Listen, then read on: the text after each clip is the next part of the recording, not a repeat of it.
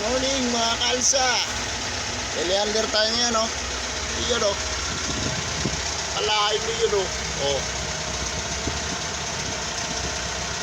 Kalsa mo na yan.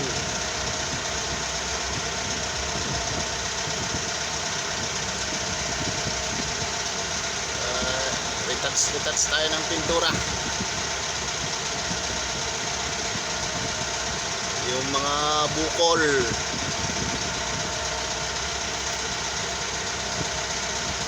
Tinitira ni Buddy.